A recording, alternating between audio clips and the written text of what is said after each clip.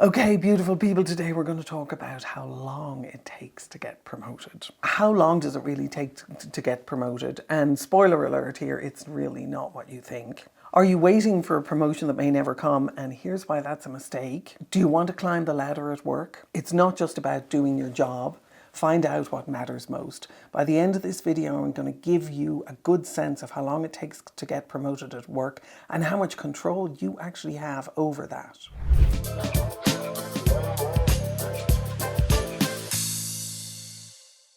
Every day, lots of people ask, how long does it take to get promoted at work? And they ask in tech, in biotech, in healthcare, in pharma, in financial services. People are asking all the time, how long does it take to get promoted? As if that's some sort of external thing that's being done to them.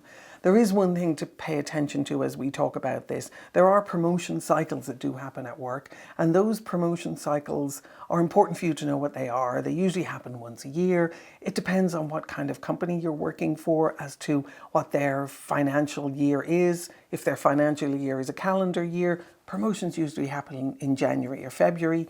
If they're doing a mid-year thing, they'll happen in July or August. If they're doing a tax-related promotion cycle, then they'll probably happen in April or May. That's worth noting. But what's also worth noting is you have an awful lot more control over it than you think you do. Important thing to remember is getting promoted isn't like school or college. It isn't kind of a natural progression unless you're working for a company that is up or out, which means that it's a total meritocracy. And if you don't get promoted, you get fired. That's very rare. There aren't a lot of those kind of companies around anymore. But the important thing to look for is that if you're looking to get promoted, you have to understand what it is that people are looking for in terms of your next level up. One of the ways that you can do this is you can talk to HR. You can figure out what career path you got hired onto. A lot of well-organized companies have great career paths, and HR is the custodian of those career paths. And what they do is they look at what are the levels that are ahead of you in terms of how you add value to the company. It's really good to know where you are at, what path you are on, and also what your other options are. If you're not loving what you're doing right now, go find yourself another career path within your company. I strongly recommend to people that they learn how to get promoted where they're at rather than necessarily go job hunting to another company. Because one of the things that I've seen time and time again is that people bring their baggage wherever they go. So if you're having particular kind of problems at work, unless you have an absolutely horrendous boss, if you're having a particular problem at work, you're probably going to bring it to the next job with you. So let's get you to stay where you are and get it sorted out, and maybe put yourself on a different career track if you're not loving what you're doing. Essentially what we're saying is, it's up to you.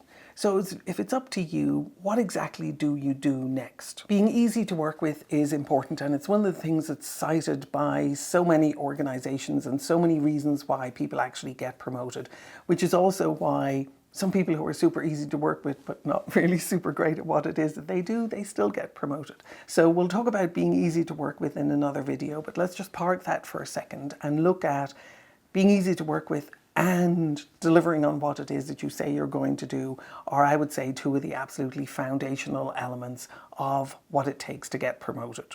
The people who get promoted are the people who understand how value is added for their companies and for the company's customers. The best thing that you can possibly do to understand how it is that you're going to move to the next level is spend more time trying to understand your customers.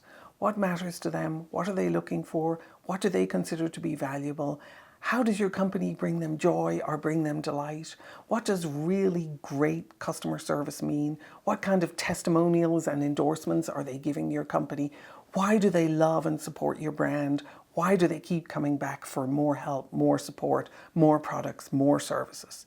If you can begin to start recognizing customers as individuals and beginning to understand why it is they keep coming back to your company, you're doing step one of understanding where you can add value by contributing to that. There's a story about a fantastic woman CEO, and she did a massive big transformation for a transportation company. And they were interviewing her a couple of years later, and they said to her, how did you manage to pull off such an amazing transformation of this company? The company had been losing money, the company had been losing customers, and they were lost, effectively. The company itself was headed in the wrong direction. And this lady came in and she turned the company around.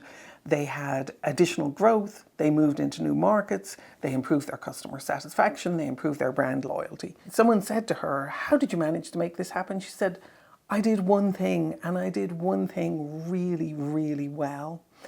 The thing that I did was I had our front-facing agents actually start looking like and behaving like our customers.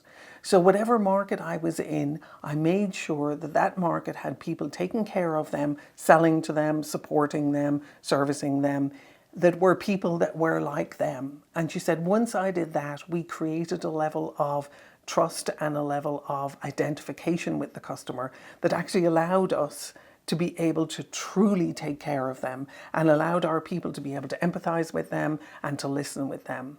That's a great example of what it means to actually understand a customer and understand where and how you can bring value to them and begin to identify with them as human beings, as individuals, as people like you. Your company more than likely has customers who are very like you. So begin to think of yourself as a customer for your company and then begin to identify who are the people who are like you, who come to your company for support and help. Once you've decided that you want to get promoted and you've identified where are the areas that you can add value, and you're also working on keeping up with your promises and making sure that you are easy to work with, then it's time for you to actually have a look at the promotion readiness assessment. The promotion readiness assessment is something that will allow you to be able to be brutally honest with yourself, because sometimes we desire to get promoted and we're not really ready yet. We need to do our homework and understand what it takes for us to get promoted. I've created an assessment that I think will help you. It allows you to be able to score yourself and be honest with yourself and know whether or not you're ready. It'll look at whether or not you're making powerful offers to your boss. It'll look at whether or not you're keeping your promises. It'll look at whether or not you're doing parts of the job that you want to get promoted into, whether or not you've done your homework in terms of talking to HR and understanding what's next. And if you download that in the links below, do the readiness assessment, let me know what you think, and let's know whether or not you're ready to get promoted.